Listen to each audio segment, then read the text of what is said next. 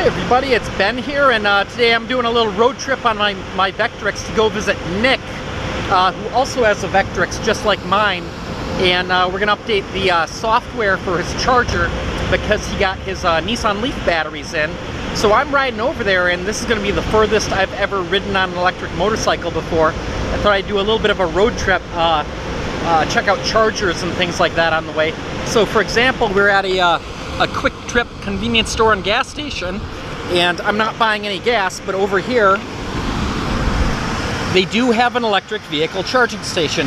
Now granted, it's nothing fancy, it's not J1772, it's just a plain old little outlet. It's GFI 20 amp.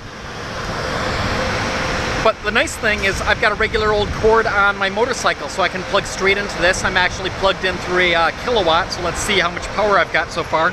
I did go inside the store about 10 minutes or so, grab a sandwich, and in that time I've got a little over a third of a kilowatt hour of energy here, so that's probably about 3 miles worth of electricity. So theoretically I can go 90 miles on my cycle, so was it even worth plugging in to get 3 miles charge? I don't know, probably not. But I don't know, let's say there was a movie theater next door or something.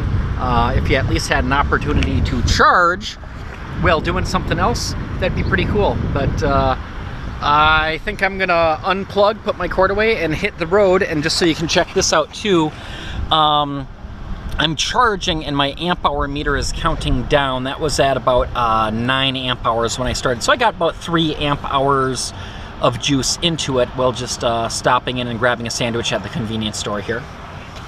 So let's get back on the road, hit our next location.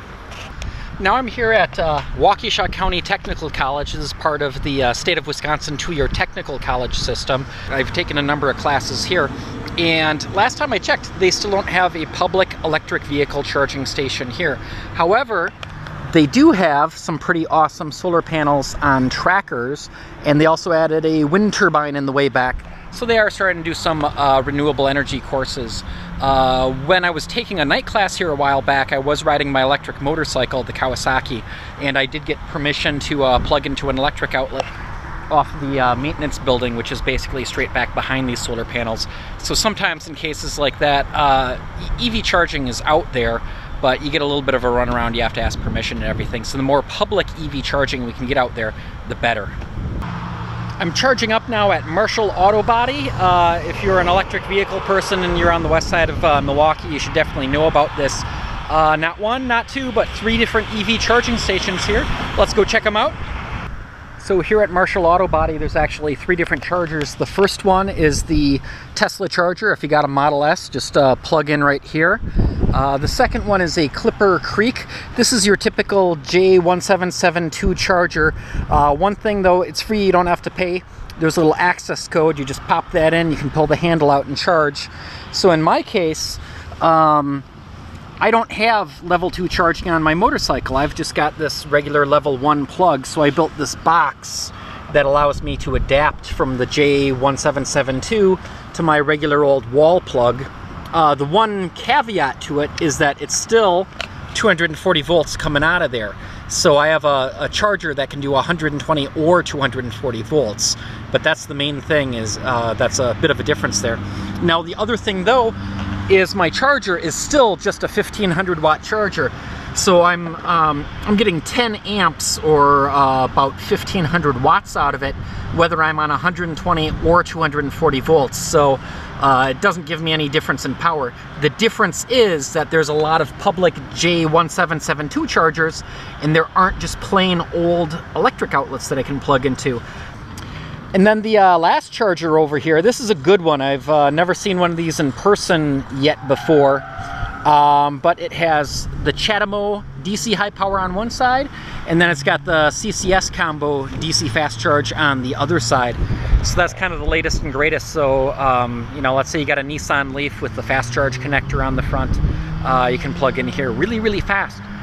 In fact, I still have that Mitsubishi i-MiEV in my garage, and that does have a Chatamo port on it.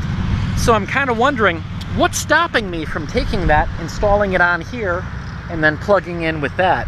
I think mostly the communications and safety protocols, but I might play around with that sometime in the future. And then lastly, the other thing that's really cool about this place is it's a business, so it's a pretty good sized building. It's got a very large roof. That roof is covered in solar panels. I wish you could see it. It's actually designed so you can't see the solar panels from the parking lot or the road. There's no kind of greenwashing or green tooting your own horn going on here.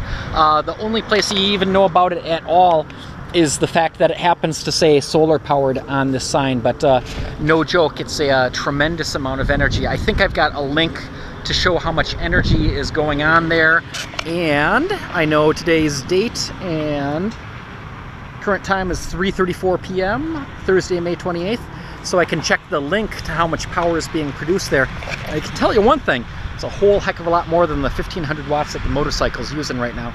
So I might just go on in and say hello, and then after that hit the road again.